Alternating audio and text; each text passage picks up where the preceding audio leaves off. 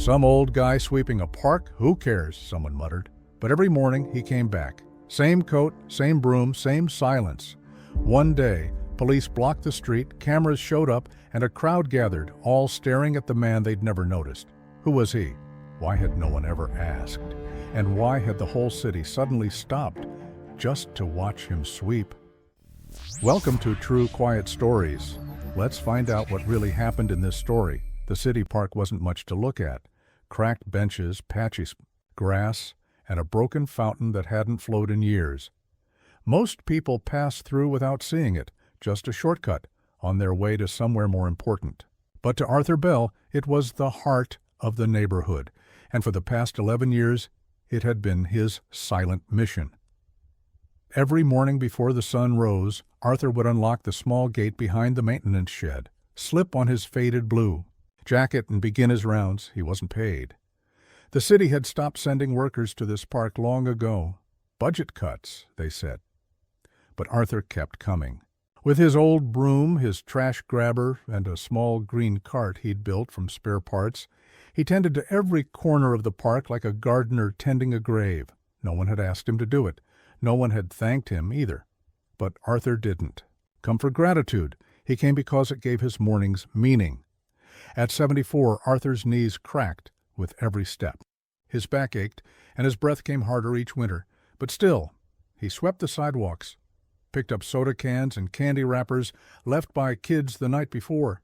He fixed loose fence posts with wire he carried in his pocket. He collected cigarette butts near the benches with a butter knife because his old hands weren't steady enough for tweezers. Most mornings, the only sound was the distant hum of traffic and the sharp caws of crows overhead. The sun would slowly climb, casting warm light through the bare trees, and Arthur would pause to take it in, standing still, leaning slightly on his broom. People saw him, of course. Joggers passed by, dog walkers, a couple of students cutting. Through the park to reach the bus stop, some nodded politely, most didn't notice. A few assumed he was employed by the city, some kind of maintenance worker who'd never retired. He didn't correct them. He didn't speak much at all. Every once in a while a child would wave. Arthur would smile, small and soft, and keep sweeping. Once, a group of teenagers laughed as he bent down to pick up a crushed soda can. One of them filmed him on their phone, joking that he was a hobo janitor. Arthur didn't say anything. He just placed the can in his bag and moved on. His apartment was 3 blocks away, a modest one-bedroom above a closed-down barber shop. The walls were lined with books, yellowed newspapers, and a collection of old baseball cards in cracked plastic. Sleeves. A photograph of a woman sat on a shelf near the window, his late wife, Ruth. She had passed 15 years ago, and not a day went by that he didn't speak to her, even if only in his head. "Cold one this morning, Ruth," he mumbled, as he locked the door one Tuesday in March. Hope the fountain didn't freeze again. Arthur shuffled down the sidewalk, his breath visible in the chilly air, a canvas bag slung over his shoulder with gloves, rope, and a sandwich he probably wouldn't eat until noon. By the time he reached the park, the sky had begun to lighten. He pushed open the creaky gate and took in the familiar sight. The same cracks in the pavement, the same rust stains on the fountain basin, the same pile of fast food wrappers someone had left near the playground. He went to work. There was rhythm to it. Ritual. He swept in long arcs, gathering leaves into soft piles. He emptied the overflowing bins, sorted recyclables into the cart. He tied a sagging tree branch with twine and used a screwdriver to tighten a bolt on a seesaw. He even fixed a broken swing once, buying the chain himself from the hardware store. Around 6:30 a.m., a young man jogged past without a glance. Then, a woman pushing a stroller. A few minutes later, 2 kids ran by on scooters. Arthur paused for a moment to rest against a lamppost. His fingers trembled slightly. He closed his eyes, breathed in the scent of damp earth and cold air. This was his peace. But that morning, something small shifted. As he swept near the northern path, he noticed a crumpled piece of paper stuck in a bush. He leaned in, brushing the branches aside. It was a flyer for a new real estate development. Harbor Heights luxury residences starting at $950K. The address was vague, but the photo showed the park. His park. He blinked, stared at the glossy print, then folded it and placed it in his coat pocket. Back at his apartment that afternoon, Arthur sat by the window with the flyer on his lap. A kettle whistled on the stove, but he didn't move. His eyes traced the edges of the photo again and again. High-rises, jogging paths, a polished marble fountain. None of it looked like the place he knew. None of it looked like it belonged. He told himself not to worry. Cities change. Parks get upgraded.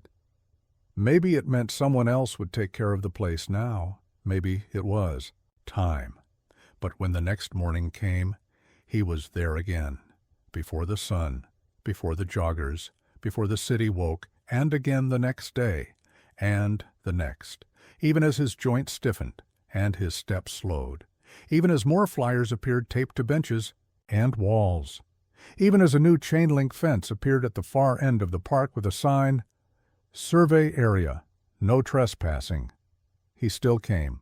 3 weeks passed. The fence at the far end of the park grew longer each day, first surrounding the back lot near the woods, then creeping toward the basketball court. New signs went up. Future development site. Entry prohibited. Orange. Spray paint marked trees. Small flags dotted the grass. Arthur said nothing. He simply adjusted his route. Instead of sweeping near the closed areas, he focused on the center path. He polished the metal bench by the statue of the town's founder. He cleared out the dry leaves piling up near the water fountain that hadn't worked in years. He tried not to look at the developers who walked through in their vests and sunglasses, pointing and measuring and shaking their heads. One morning, a woman in a blazer stopped and asked, "Excuse me, do you work for the city?" Arthur shook his head. "Just helping." She tilted her head. "You know this is being redeveloped, right?" He nodded. "There won't be a park here much longer." Arthur simply said, "Then I'll help until it's gone." She didn't respond, just walked off, heels crunching on the gravel path. By April, more people had noticed the changes. Runners paused to read the signs. A group of dog walkers started. A petition, but it never went far. The city council had already signed the papers months ago. The park was going to be converted into high-end condos with shared green space and an elevated plaza garden. Renderings were released online. Full of smiling couples and rooftop lounges, Arthur didn't own a computer. He only heard about it from the clerk at the corner store. "Hey, Mr. Bell, you see the new buildings going up in the park?" He just gave a slow shrug and bought his milk. Back in his apartment, Arthur sat with the flyer still folded in the same pocket of his coat. The ink had faded, but he remembered every word. That night he took out a shoebox from the closet. Inside were old letters, photos, and a small notebook. Ruth's handwriting on the cover. Good things. He hadn't opened it in years. He flipped to the first page. March 12, 1996. Arthur brought home daffodils from the corner market. No reason. Just love. He smiled. The next page listed birthdays of kids they'd seen grow up on their street. Another page listed trees in the park they'd helped plant as volunteers back in the 80s. There it was. North Oak near playground. Planted 1987. That oak was still there. He tied its lowest branch just yesterday. The park wasn't just a park. It was memory, routine, love, and loss. The next morning, Arthur arrived earlier than usual. It was still dark when he slipped through the side gate. He didn't sweep. He just walked the full path slowly, from the sandbox to the fountain, from the benches to the woods. At the northeast corner, where the new fence had grown, he found something new, a bulldozer. It sat idle, its yellow frame outlined by the soft glow of the rising sun. Graffiti on the blade read, "Progress."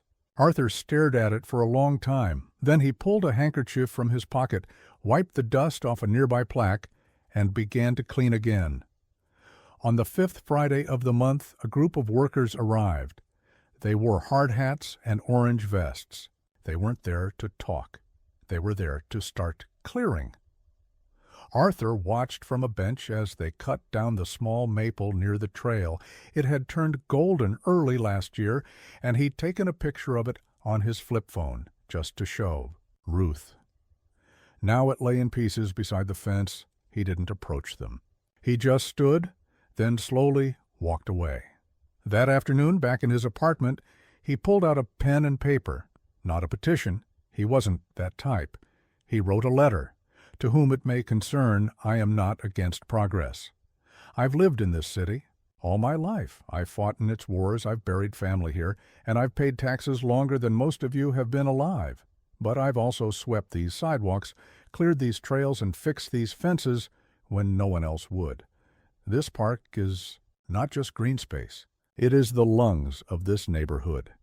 It's where kids learn to ride bikes, where widows sit and feed pigeons, where teenagers come to breathe without being watched. If you take it away, at least leave the trees. Leave the bench by the statue. Leave something. I'll be there tomorrow. I'll clean up like always, whether someone's watching or not. Sincerely, Arthur Belhe walked to the local post office and handed the letter to the clerk. He didn't expect a reply. The next morning, something strange happened. When Arthur arrived at the park at 5:45 a.m., there were people waiting, a man in a hoodie, a woman with her daughter, a jogger with his dog. They didn't say much. They just nodded at him and stepped aside as he passed through the gate. By 6:15, there were a dozen people. Some carried coffee. Others stood with their hands in their pockets. At 6:30, a reporter from the community paper showed up. She took a picture of Arthur as he swept along the cracked stone path near the fountain. The caption would later read, Arthur Bell, 74, cleans the city park every day for free. Locals call him the quiet caretaker. The article went up online that afternoon. By evening, it had over 12,000 shares. By Sunday morning, the park wasn't quiet anymore. Arthur arrived at his usual time. The sky still dark and the air damp with spring dew. But the moment he turned the corner and stepped into the main path, he stopped. People were waiting for him. Again, only this time, it wasn't a dozen, it was close to 50. Some held signs, "Let the old man sweep." Parks over profit. Leave this place alone. There were teenagers filming with their phones, mothers with strollers, elderly couples who hadn't walked the path in years. A man with a professional camera was interviewing a jogger, asking, "When did you first notice Mr. Bell?" Arthur stood still, unsure of what to do.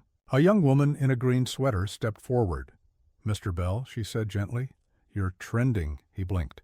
"I'm what?" She smiled. "You're famous now. That article about you, it went viral." Arthur rubbed the back of his neck. "I didn't ask for that." "No," she said, "but I think we needed it." He didn't know how to respond, so he just nodded, then walked past her and picked up his broom. The crowd stepped back respectfully, giving him space. Some even joined in. One man picked up a rake.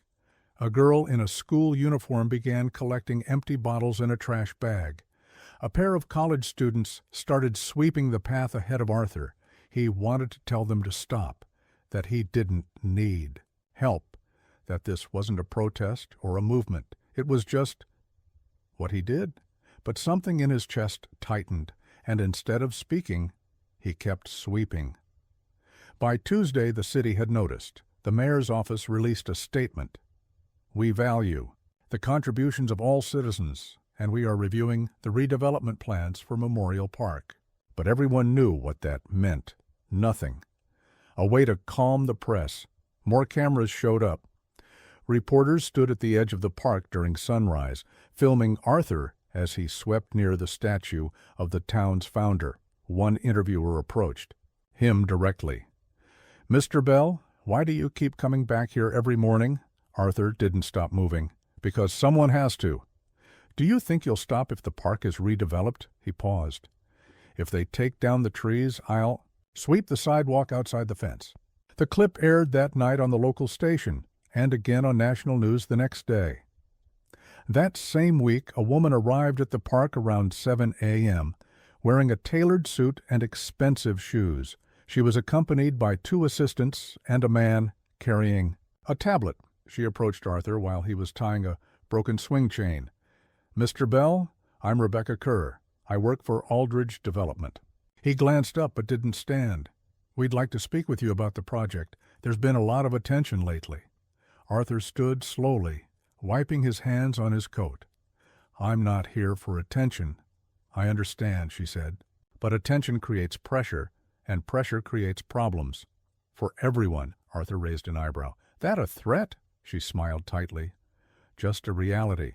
He looked out over the park. "You see that tree," he said, pointing to the old oak by the basketball court. "Planted it with my wife, 36 years ago." "I'm sorry to hear that," she said, clearly not meaning it. "But this property is legally approved for development." Arthur's voice was quiet. "That doesn't mean it's right." Rebecca hesitated, then pulled a folded paper from her bag. "This is a formal notice. If you continue entering the park, we'll have to consider legal action." Arthur took the paper, but didn't open it. "Appreciate the warning." He turned back to the swing and resumed his work.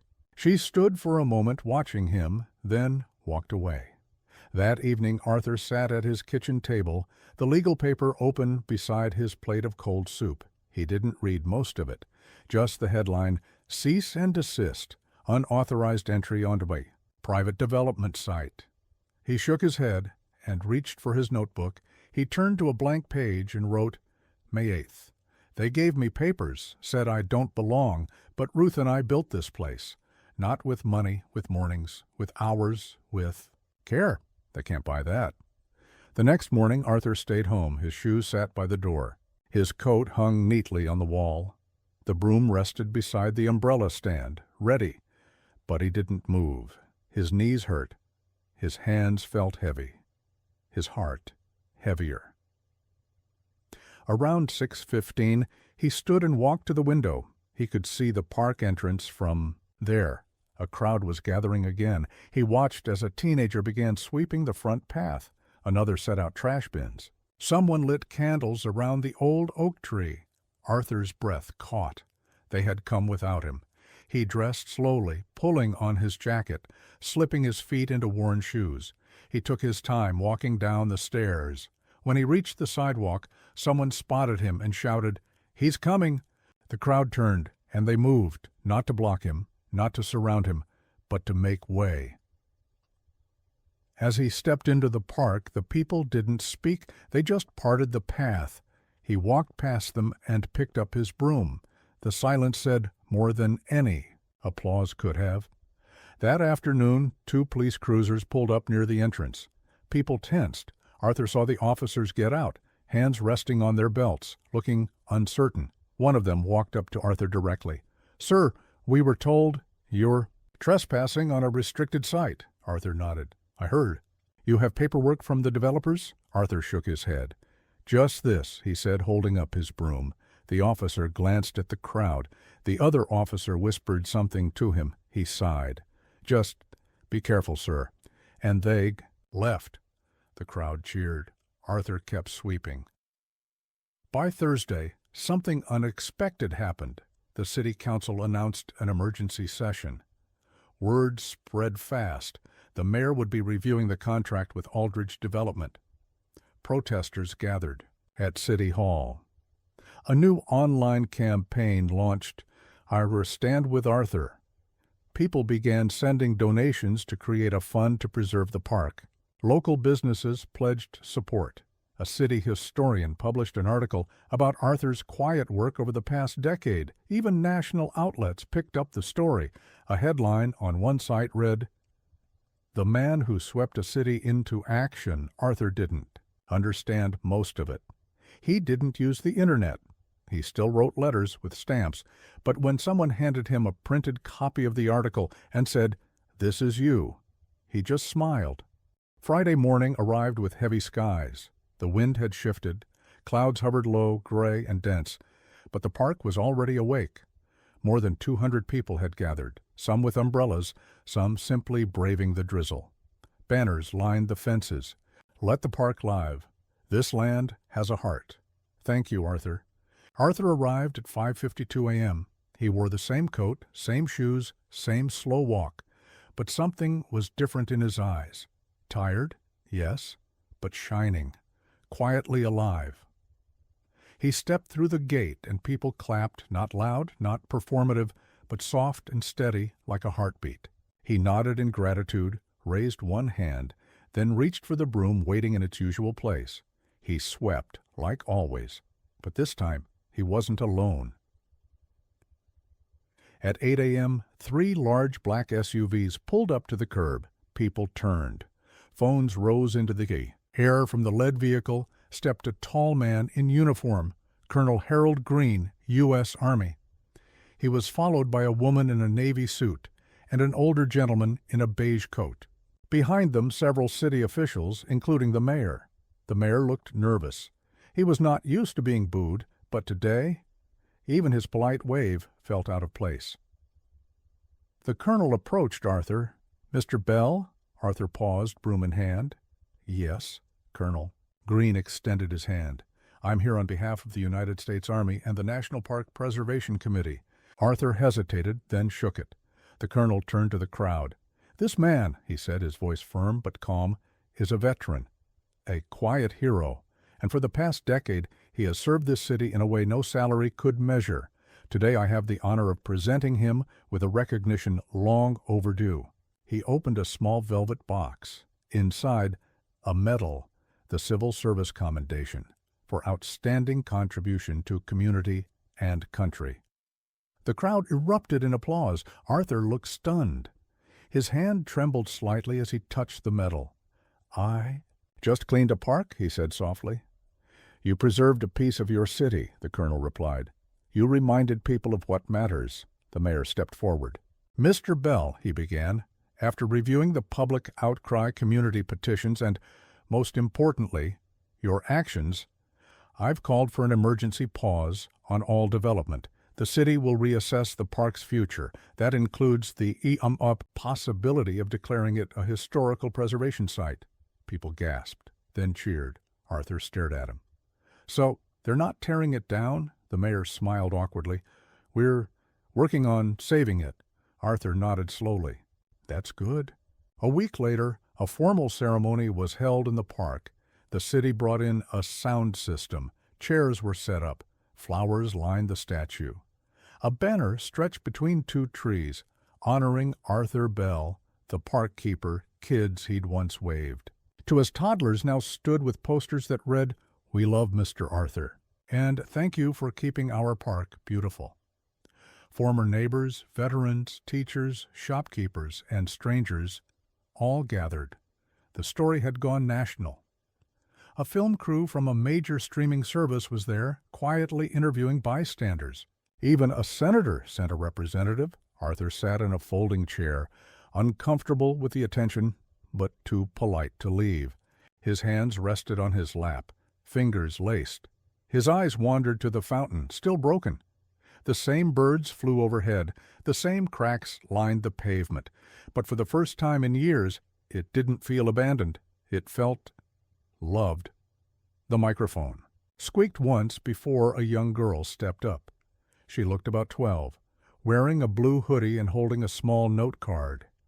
Her voice shook at first, but she steadied. "My name is Maria.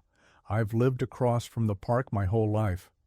When I was little, I thought Mr. Bell was a park ghost because he was always here, even in the rain." The crowd laughed. "But when my mom told me who he was and that he did all this without being asked, I realized something. He wasn't a ghost. He was a guardian." Maria looked at Arthur. "You made this place feel safe." "Thank you," he smiled. Softly, a tear rolled down his cheek, unnoticed by most.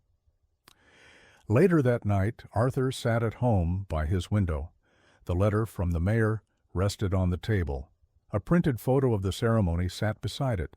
His broom leaned near the door, waiting as always. But Arthur wasn't thinking about fences or lawsuits or city plans. He was thinking about Ruth. He reached for the Good Things notebook again. Turning to the final page, he wrote, May 15th. The park stayed. The trees stayed. I stayed. And somehow I was seen. He paused. It was never about the leaves. It was about the people walking through them. 6 months later, the city officially declared the park a protected site. A new sign was installed near the entrance, Bell Memorial Park, in honor of Arthur Bell, who reminded us that small acts build great cities. The fountain had been restored. The benches had been repainted. A mural of Arthur now stood along the North Path, painted by a local high school student. It showed him sweeping with a soft smile, trees arching above him like a cathedral. Arthur still came each morning. He swept slower now, rested more often, but every time he looked up he saw someone else picking up a wrapper, or watering flowers, or helping repair the playground fence. He had started alone, but he would never be alone again. If this story moved you, subscribe to the channel, like the video, and share in the comments a story that deserves to be heard. And don't forget to turn on the notification bell.